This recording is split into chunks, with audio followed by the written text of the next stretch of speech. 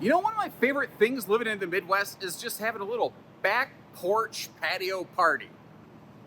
But what if you could bring that experience with you camping? Hey everybody, Josh the RV Nerd of Bish's RV here with something a little different for you today, like Monty Python. This is the new 42 Veranda from the Salem and Wildwood group. So this member of the Veranda family, because there's a whole bunch of different Veranda models from this group right here. This one is built on their their destination platform, their wide body, 8.5 foot wide, 8.5 foot tall thing. And they've had a couple of these other similar patio models in the back. And what's cool is whether it's the smallest one or this big one, you have a 9.5 foot deck on the back of this thing with composite board so the rain doesn't rot them out or anything like that. A built-in griddle station, wet bar, perfect for sitting outside and having a just awesome little patio party. There's room out there for chairs. And this one, if you're paying attention, the way they reinforced everything, they built a second awning off of the campsite of this RV. And it actually goes all the way back to the porch. So even on a hot sunny day, you're still using your power awnings to give you some kind of patio space. This thing is wild. It's perfect for like lake sites and destinations, such as the name destination trailer probably, suggests. But my point here is you've got no slides on the campsite. You want to build a deck on the side of it, it's perfect. If you look at the living room, it kind of looks like they took a little bit of a squished down version of their 44 view, but I'm not mad at that. It gives us good direct facing entertainment, awesome campsite window coverage, and they redid the loft on this one in a way that I never could have imagined. If you'd have told me that this has a dining desk in a loft, I'd have said, go home, you're drinking again, but here we are. The bedroom, the bathroom downstairs, they're fantastic. Washer, dryer, hookups, good closet space. Bunch of crazy fun things. It's got some weirdness to it, but I can deal with it. And I would love to hear what you think about this one. Good, bad, ugly, in between. I'll try to do the same and share with you. We'll meet together in the comment section with the questions you have. Let me know how you think they did.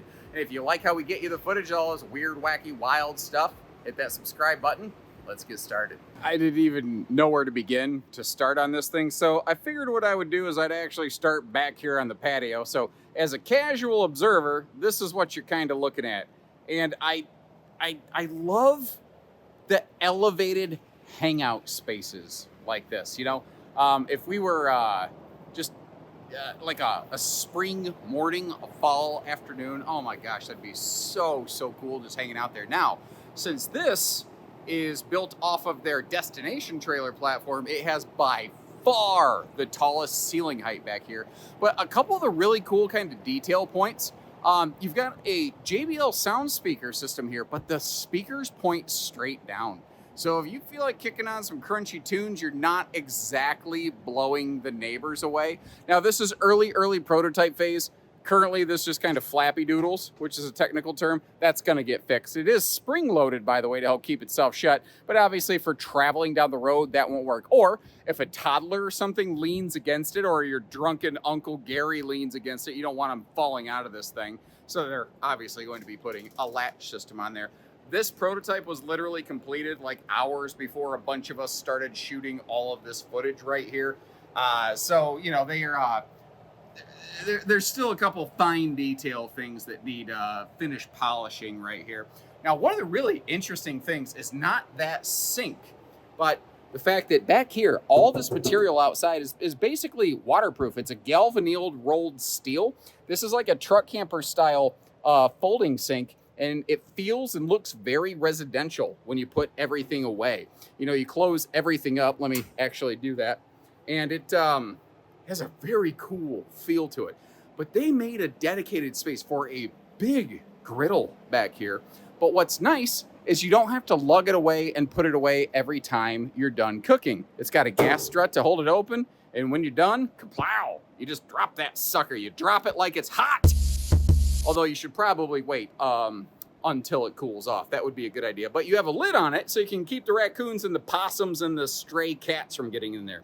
But a 9.5 foot deck means we actually have enough room over here for like a cool little mini bistro set or some chairs or something on the back of this, which that's one of those awesome, cool little details that not every manufacturer thinks to provide. But how about this?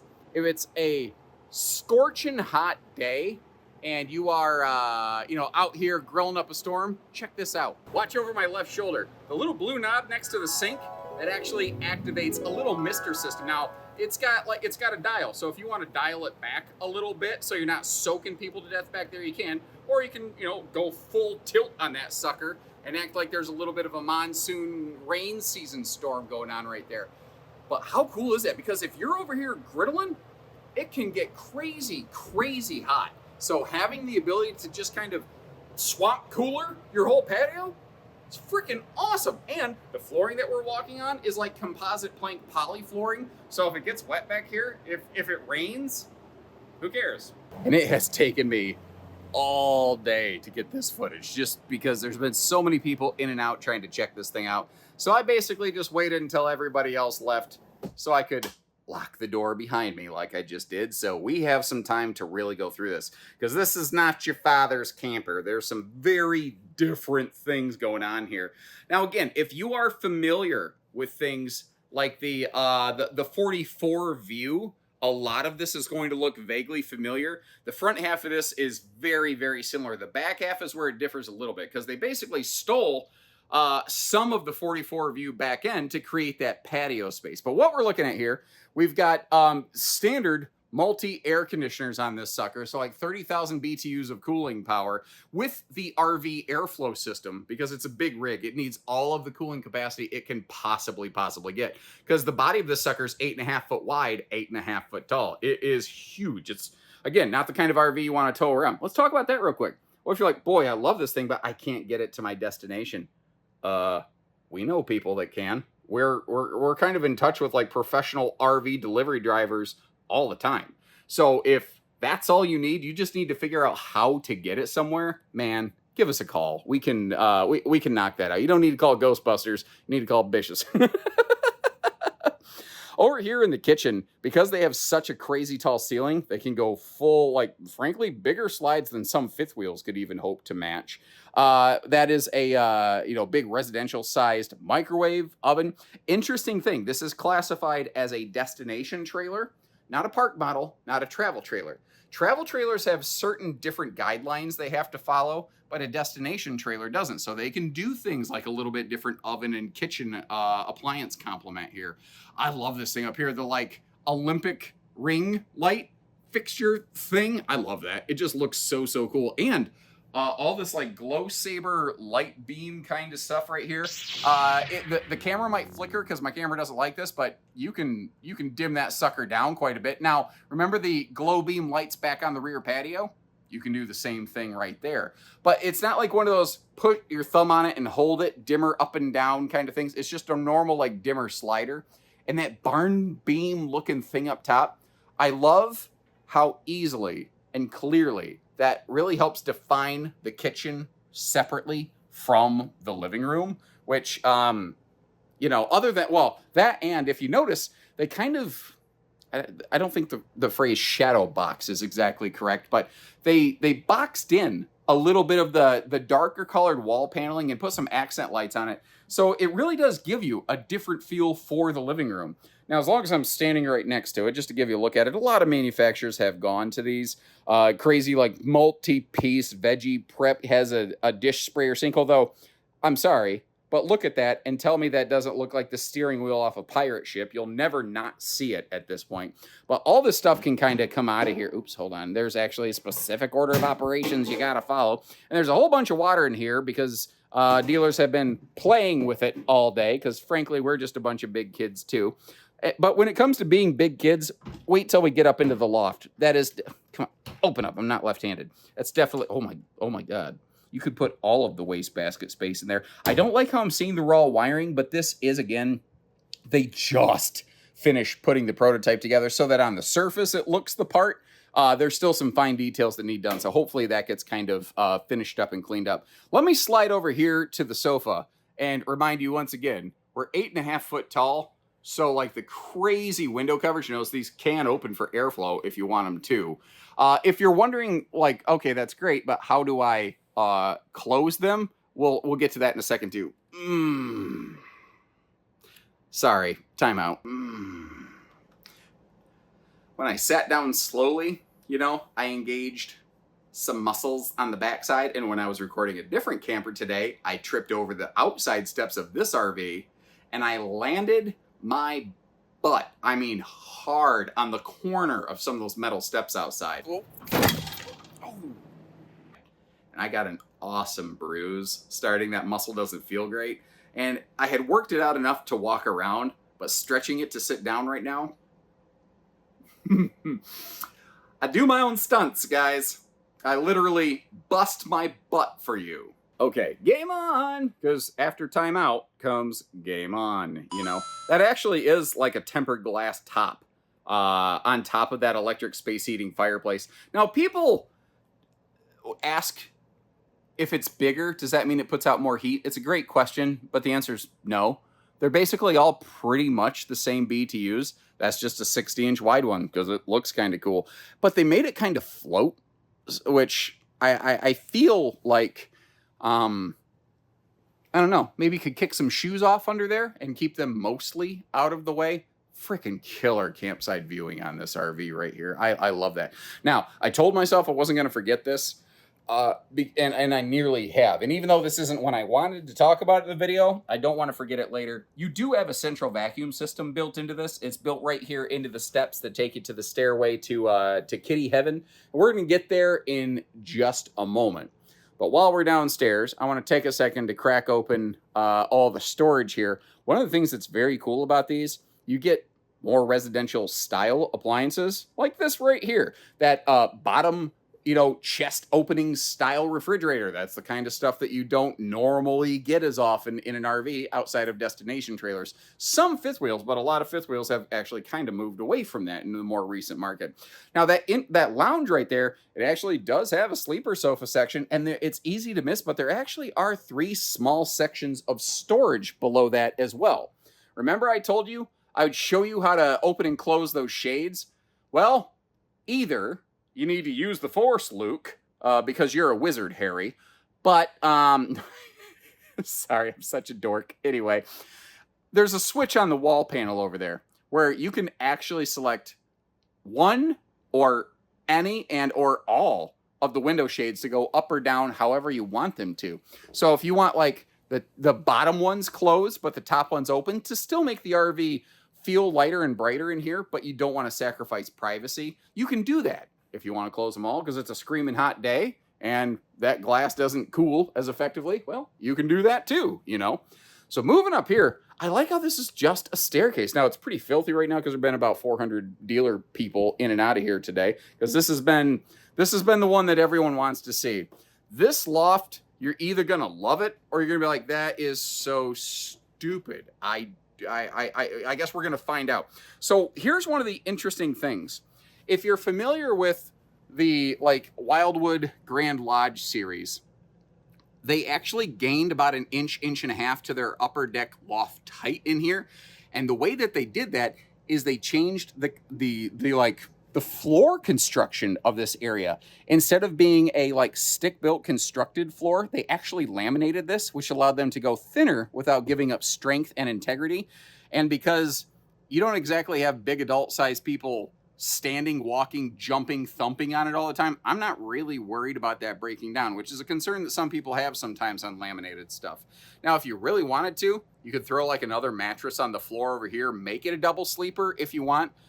Well, the really interesting thing is what's going on over here. So these little cushion chair combos, those are going to be included with this. You see the one that's set up in chair mode in the back? It's the exact same thing as the one that's flat in the front. They can lay flat if you want. And what's cool about that is if you just want to have 1 or 2 people sitting there, super easy. You want to have 4 people, lay them flat, and you got some cushion for your butt. Now, I'm a little bit over 6'1", and I was pleasantly surprised with how well I fit. Now, if I was any taller, if the ceiling was any shorter, it wouldn't work. But the fact is, I had to make no special neck duck accommodations to fit myself up there. It's weird. I get it, but it works. Now you're like, yeah, but how do you get up there? You crawl like a child. I mean, there's just no other simple, easy way to say it. What's also interesting is what you have going on over here. It's a weird little pass-through storage compartment, and you also have power outlets wrapped around the other side of it right there, so that you do have outlets. If you want to use this like a desk, you could. If you are going to use this like a bedroom, you have power outlets to power like bedside phone chargers and stuff like that. But the thing is, that's also not the only way you could use it. If you wanted to get that black chair thing out of the way, you could turn the bed 90 degrees. You could make this a north-south bed, and I kind of like that idea for the most part. And one of the reasons I like that is if you look over here, you can see how there's some power outlets on the side of that thing. Well, if I wrap you around the other side, you've got the same power outlets over on the other side. So it's a weird space, but there actually was a lot of thought applied to it, And one of the questions I really had is, when you have a loft next to a sleeping space like this and the air conditioner's running, am I even going to be able to sleep? Well, I don't know. Take a listen. Because that's the air conditioner. So it's currently 89 degrees and crazy stupid humid outside. No, it's 98 degrees. Sorry, I'm dehydrated. I can't read. I've got that thermostat set to 33. I can't crank that air any harder. But between it being a Coleman Mach air unit and having the RV airflow system kit on it, it's doing, I would say, pretty good here. Now, if you notice, you got that TV over there. Well, you're like, well, how the heck do I watch that? Good news. That does have a pivot so that, you can more easily see what's going on there. So if you are using this like a little daytime entertainment station, maybe it's a grandkid coloring station. Oh, my Lord. If I was a grandkid and my parents, your grandparents had this, well, I mean, I am a grandkid, but you get the idea. You get what I'm saying, right? I would just be in hog heaven. Frankly, if you wanted to take me camping at my current age, I'd still be in hog heaven. I'd be thumping and crawling around and flopping around up here like a Magikarp for my Pokemon enthusiast, but I could make it work. The only trick is I got myself all the way up in the nose of this thing, and there's only one way to get out of it. And don't get me wrong, while it's fun to do an impression of a dog with a tapeworm, it's actually not very fun. Now, I do want you to know, there is a double step down here. When you cross that front door, you actually do drop into a drop frame. But because of the way they cut everything away, even at my height, I'm a little over 6 foot tall, I never had to feel like I was, ducking or anything like that. You really can, other than the loft, as an adult, easily navigate this. Now, give me a little bit of extra look here if I jump in the bathroom. I just like you to get to see all the things you can, because sometimes from the doorway of the bathroom, you can't catch every little nook and cranny and angle of it. Something I wondered, though, when we have a loft above us, how much headroom is there actually going to be in the shower? So, once again, I did my own stunts and I jumped in there, and I expected to actually hit my head on that. I'm a little over 6 foot. I'm wearing thick soled shoes. I'm probably 6'2", floor to from floor to top of my peach fuzz. I fit. I was shocked, but I fit. By the way, this has the crazy residential looking insane shower hardware with the belly blaster and the hand wand for the undercarriage cleaner. You know what I mean? Gives a whole new meaning to wet your whistle. I don't even know what that means. I just know that it doesn't sound good. Oh God, I am so tired. All right, I just broke. UncleJosh.exe has broken. Here's some footage of me around the toilet. It's great. I'm going to take a second to collect myself.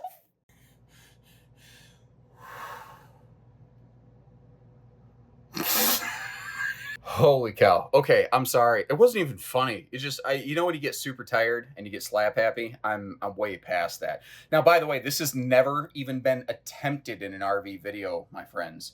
The double shoe door stop maneuver, because one shoe wasn't tall enough to catch it, it works. This has never been done in the history of RV videos, as far as I know. Now, kind of like we were looking at in the shower space, if you look up front there, you see a couple little vents. Well, first of all, those are your central air conditioning vents to keep it cool down here in the bedroom in the lower deck, because otherwise there's no easy way for air to get here. But you also see how you've got crazy window coverage. But the good news, if you want some privacy, you can absolutely have some privacy, because you've got those blackout shades all the way around. Something that really kind of impressed me in a positive way is when we get over, I don't know why my voice just went up 2 octaves, but it felt right. Okay. The solid surface counter here on the dresser in the bedroom. Didn't need to do that, but I thought it was kind of nice. Decent storage in that dresser down here too. It's not too bad. But one of the things you might notice is there's some awesome floor space in here. You could lay out a yoga mat and do some RV yoga to really twist and shout and work it out, you know, after you fall down and crack your butt on the veranda steps like I did. You just may appreciate that. I'm not sure. Now this has their what do they call it? Some variety of their king bed here on their Versatilt system. They use about 16 different bed sizes in this family of RVs, and it just gets all messed up to me. I'm pretty sure that's actually an Olympic Queen, by the way, 66 by 80. I'll see if I can try to verify that. If I forget, don't hesitate to ask. In the meantime, cracking open that upper area right there. It's cool that they give us the struts for the overhead storage. They don't open a lot, but I mean, they open. Okay. The bed's easy lift. By the way, you want to have the power tilt bed down before you try to access the storage under it. If you're careful while it's up, you can usually still make it work, but there's a chance that you could overstress something and break it. It's designed to work when the bed is down. Now, off in that corner, you may have noticed how there's either a big closet or stackable washer dryer prep, but then some good dedicated closet space to the left of that. So even if you do put a washer dryer in the RV, you still got some decent storage in here. Now, normally, I show RVs in what I refer to as road mode. But when it comes to a destination RV, I think it's actually kind of cool to see what you can access while the RV is in storage. I tell you what, this doesn't suck. This doesn't suck. I was expecting this to suck. You can get a lot of destination trailers. Like, you can't open both sides of the fridge, but it's not centrally divided. You can work your way around that. Because there's no slides over here on the campside, like, you could actually have a bunch of stuff like in totes in storage in the RV, waiting for you to bust it out the next time you go camping next year. That's cool. The other thing here is you can still go in and out of the deck even while the rear slide is closed. Let me actually get you down here and give you a better look at that. I want to start, I'm getting tired, so I'm like starting to get jerky with the camera. I'm going to start moving a little slower. I probably shouldn't be tired and going backwards down steps, but ladies and gentlemen, here we are today. But yeah, there you go. That is interesting. I really didn't expect it to work that well. Uh-oh, I forgot. Yeah. Well, for transit, the loft is absolutely available. Up here around the corner, the bathroom is available. Oh yeah, I forgot. I cheated. And instead of storing a couple of those chairs properly, I just put them in front of the bedroom. You can get to the bedroom, you can open the door, but you shouldn't lay in the bed when it's retracted because the type of slide it is, it just doesn't like that. And I know I've kind of had some kind of moments today. To you, it's just another video. To me, it's hour 14 straight, of recording videos today and climbing up and down lofts and opening and closing hide-a-beds and storage and everything else. And it's hot and it's humid and I'm freaking beat. So if you appreciate what we're doing out here, giving you all this footage, giving you tips like don't break the bed by laying in it when it's retracted, all that kind of stuff, hit that subscribe button. Let's hop outside. So it's important to note as we step outside here, someone's going to ask, like, holy crap, what's it going to take to pull that? There's no way you'd pull that every weekend. No, absolutely not. This is a destination trailer. This is made for getting somewhere and basically leaving it.